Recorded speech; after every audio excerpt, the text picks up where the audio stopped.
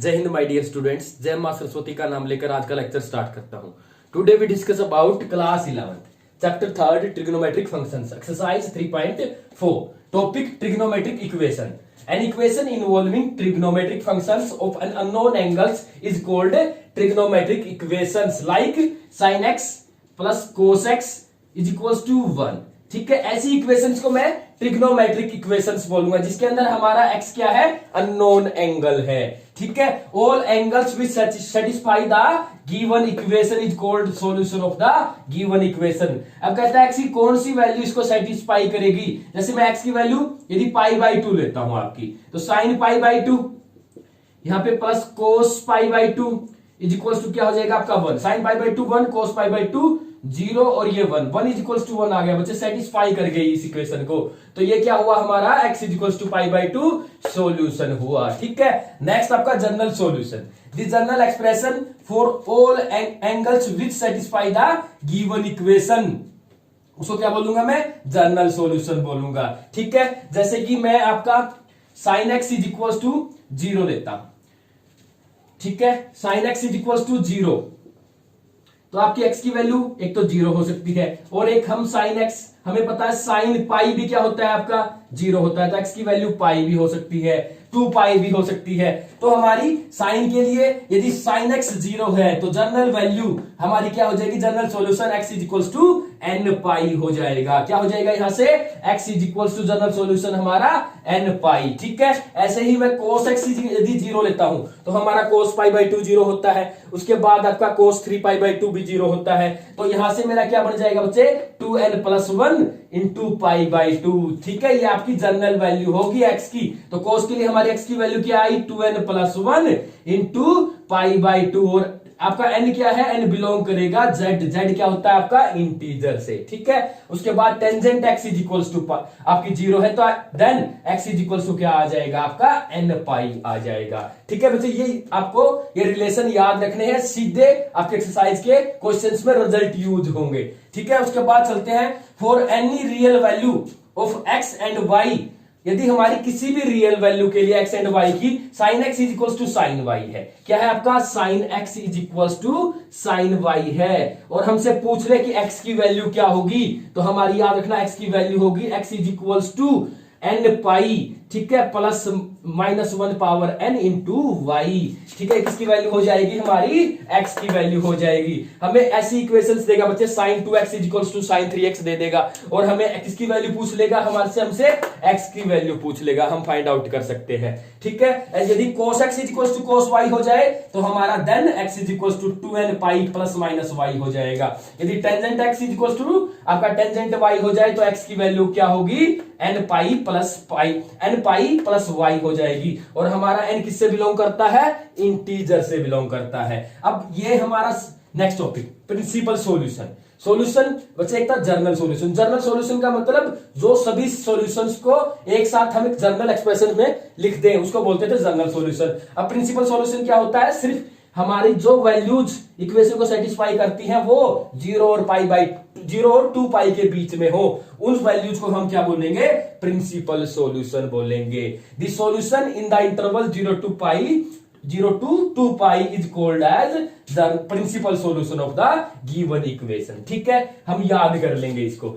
ये थी आपकी ट्रिग्नोमेट्रिक इक्वेशंस और उनके मैंने सॉल्यूशन की एक बार आपको थ्योरी बता दी। ठीक है, अब मैं एक बार रिपीट कर रहा हूं इसको।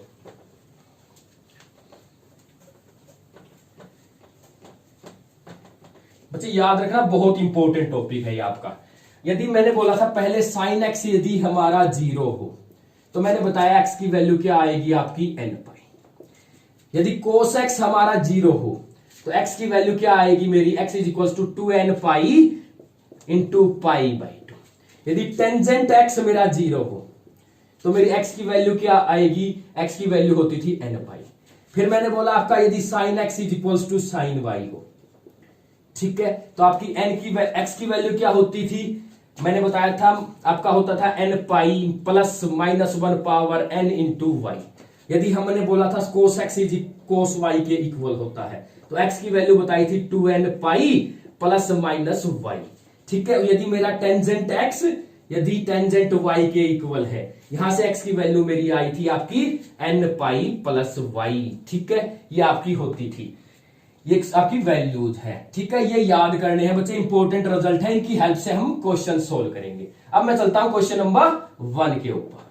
आपका क्वेश्चन नंबर 1 क्या कहता है, हमें कहता है find the principal and the general solution of the equation tangent x is equal to, हमें tangent x is equal to √3 given है, हमें प्रिंसिपल सॉल्यूशन भी फाइंड आउट करना है और जनरल सॉल्यूशन भी फाइंड आउट करना है, ठीक है। हम कैसे करेंगे बच्चे, tangent x is equal to √3 है, तो मैं इसको लिख सकता हूं tangent x is equal to, अब √3 की वैल्यू किसके ऊपर होती थी, टेंजेंट 60, अब 60 को π/3 लिख सकते थे, ठीक है। यहां से अब आपको पता होगा टेंजेंट √3 है बच्चे, पॉजिटिव वैल्यू है। अब टेंजेंट x कौन से क्वाड्रेंट में पॉजिटिव होता था, आपका टेंजेंट x आपका एक तो फर्स्ट क्वाड्रेंट में, किसमें, फर्स्ट एंड आपका थर्ड क्वाड्रेंट में पॉजिटिव वैल्यू देता था, ठीक है। तो फर्स्ट क्वाड्रेंट में तो x की वैल्यू कितनी आ गई आपकी, x इज इक्वल टू π/3, ठीक है।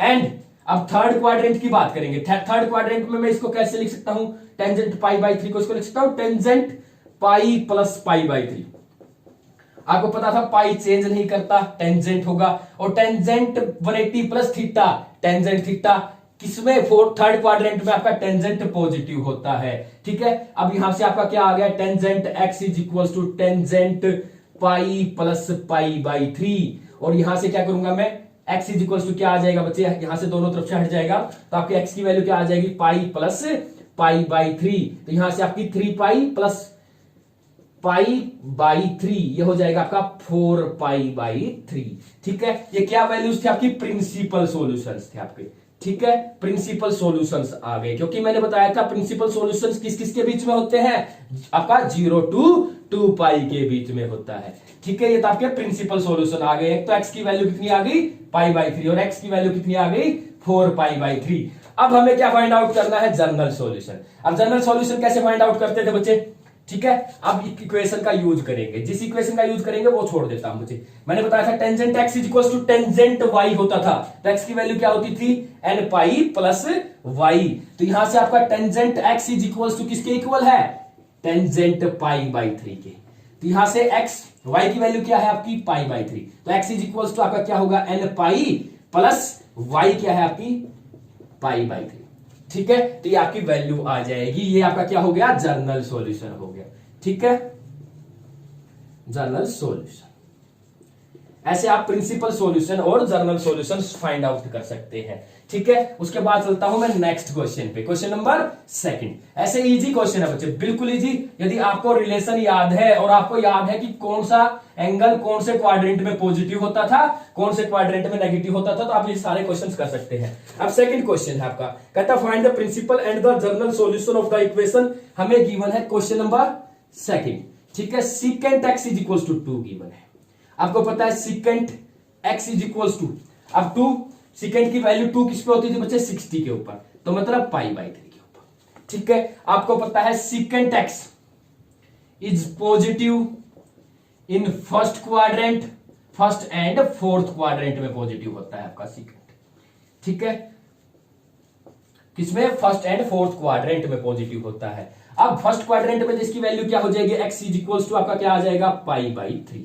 अब फोर्थ क्वाड्रेंट में निकालना है तो बच्चे सीकेंट x, अब सीकेंट आपको पता था 2 पाई माइनस π/3, आपका 2 पाई चेंज नहीं करता बच्चे, और secant 2 pi by minus π/3, fourth quadrant secant positive होता है, तो वापिस आपका सीकेंट π/3 आ जाएगा, ठीक है। यहां से सीकेंट हट जाएगा तो आपका x की वैल्यू क्या आ जाएगी, 2 पाई माइनस π/3, तो यहां से सोल्व करेंगे 6 पाई माइनस 6 पाई हो जाएगा, ये माइनस पाई डिवाइड बाई 3, तो ये आपका आ जाएगा 5 π/3।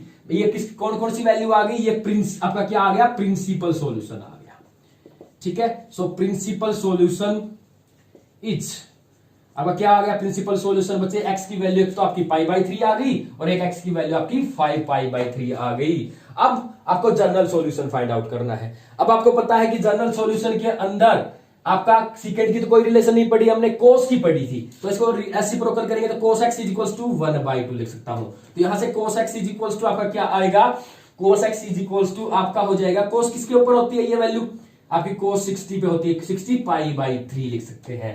ठीक है, यहां से मैंने बताया था आपको cos x is equal to cos y होता था, तो x is equal to 2n pi plus minus y होता था। यहां पे y की वैल्यू पाई बाई 3, तो यहां से 2n पाई प्लस माइनस आपकी पाई बाई 3। ठीक है, ये आपका आंसर आ जाएगा, ये आपका जनरल सॉल्यूशन हो जाएगा। ठीक है, ये आपका क्वेश्चन नंबर सेकंड था। इसके बाद चलता हूं मैं क्वेश्चन नंबर थर्ड।